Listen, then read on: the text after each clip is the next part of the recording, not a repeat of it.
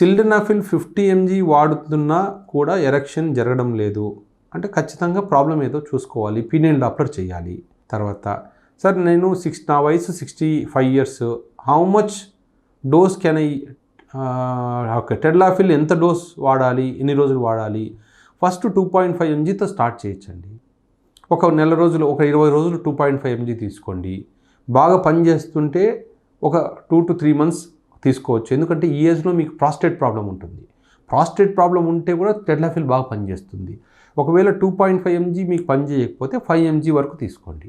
ఒకవేళ 5 mg కూడా పని చేయట్లేదు అనుకోండి, 5 mg కావాలంటే మీరు ఒక 2-3 months వాడచ్చు. ప్రాస్టేట్ సైజ్ కూడా తగ్గుతుంది. అప్పుడు కూడా ఇంప్రూవ్మెంట్ లేకపోతే అప్పుడు డాక్టర్ని సంప్రదించాలి. తర్వాత సార్ నమస్తే, నాకు క్రానిక్ ఎపిడెడిమో ఆర్థరైటిస్ ప్రాబ్లం ఉంది, చాలా ఇబ్బందిగా ఉంది sir. One side testis remove చేయవచ్చా?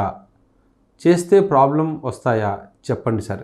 యాక్చువల్గా ఇలాంటి వాళ్ళ కోసమే, అంటే ఎవరికైతే ఇప్పుడు చూడండి మీరు టెస్టిస్ నొప్పి కోసం టెస్టిస్ తీసేసుకోవాలనుకుంటున్నారు, అంత పెయిన్ ఉన్న వాళ్ళ కోసమే నేను టెస్టిక్యులర్ అంటే మైక్రో సర్జికల్ డీనర్వేషన్ అనేది ఒక ఉంది, సర్జరీ ఉంది. చాలా చిన్న సర్జరీ, డే కేర్ ప్రొసీజర్, పొద్దున చేసుకుంటే సాయంత్రం వెళ్ళిపోవచ్చు. టెస్టిస్ని రిమూవ్ చేయాల్సిన అవసరం లేదు.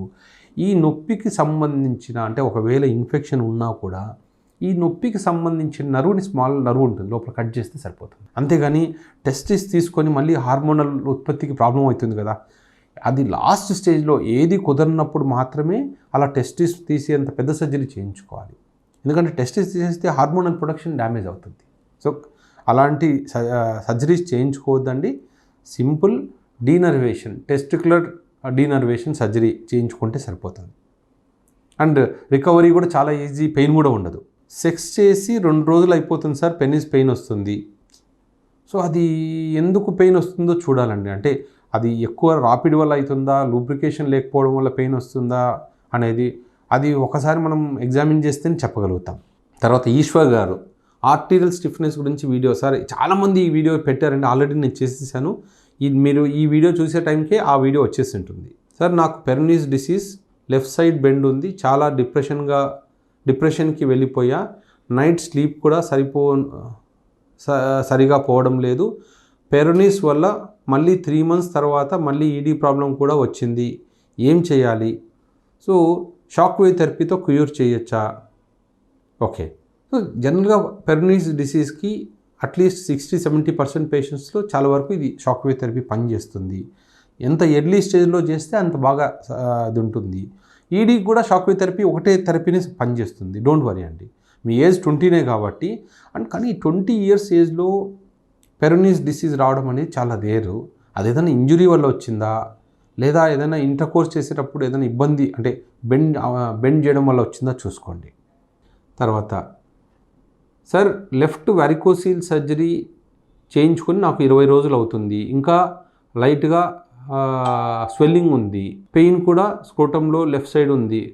అవన్నీ కామన్ అండి, డోంట్ వరీ. అంటే ఇప్పుడు జనరల్గా ఇన్ఫెక్షన్ వల్ల పెయిన్ ఉంది అంటే అది కంటిన్యూ అవుతుంది, వారికోసిల్ తర్వాత కూడా పెయిన్ కంటిన్యూ అవుతుంది.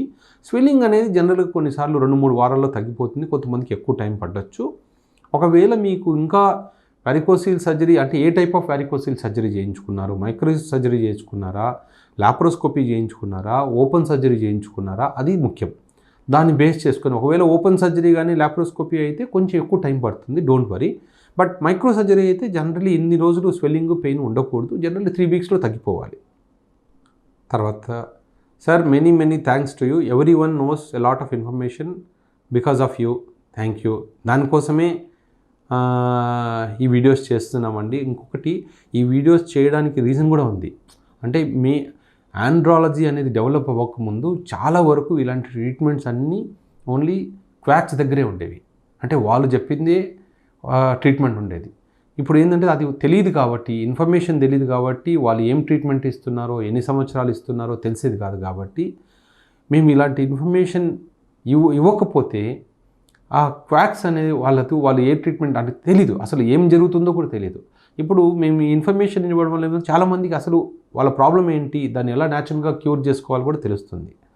Anyway thanks for the support అండి. సార్ షుగర్ ఉన్న వాళ్ళు టెడ్లాఫిల్ వాడచ్చా? టాబ్లెట్ వేసుకున్నాక ఎంత టైంకి సెక్స్ చేయాలి.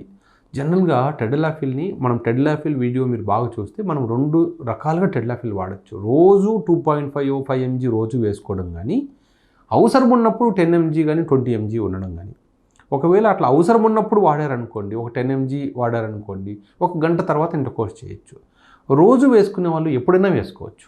అంటే దానివల్ల ఏమవుతుందంటే మీరు ఏ టైం అయినా సెక్స్లో చేయడానికి రెడీగా ఉంటుంది. సో అందుకని 2.5 mg డైలీ స్టార్ట్ చేయండి. జనరల్గా ఇలా అవసరం ఉన్నప్పుడు వాడాల్సిన అవసరం రాకపోవచ్చు.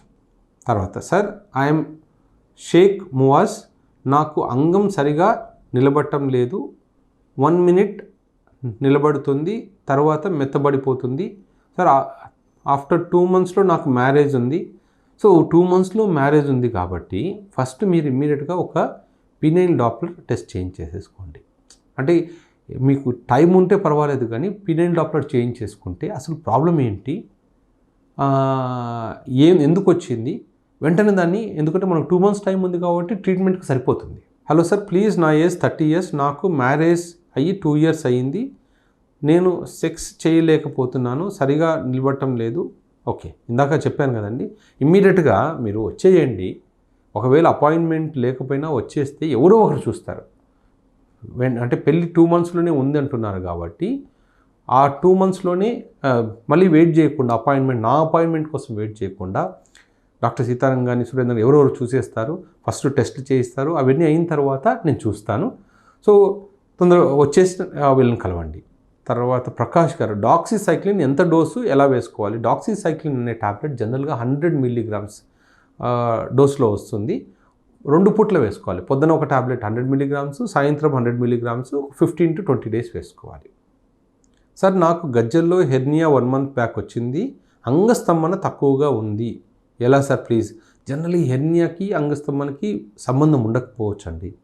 ఎందుకంటే ఆ హెర్నియా అనేది సపరేట్గా ఎప్పుడు చాలా రోజుల నుంచి ఉండొచ్చు. సడన్గా 1 monthలో రాదు, అంటే ముందు నుంచి మెల్లమెల్లగా వస్తూ పెద్దదవుతుంది. సో అంగస్తంభనకి వేరే ప్రాబ్లం ఏదైనా ఉండొచ్చు. Sir, I'm Surya, what is mild arterial stiffness, please explain sir. ఈ ప్రాబ్లం, ఓకే, ఆల్రెడీ దీని గురించి వీడియో చేసేసాను. ఈ ప్రాబ్లంకి హార్ట్కి లింక్ ఉందా? లేదండి. యాక్చువల్గా ఏమవుతుందంటే దీంట్లో సివియర్ ఆర్టీరియల్ స్టిఫ్నెస్ ఉన్న వాళ్ళకు హార్ట్లో ఏదైనా ప్రాబ్లం ఉంటుంది కాబట్టి మనం వెంటనే జాగ్రత్త పడాలి. మైల్డ్ ఉంటే ఏం కాదు.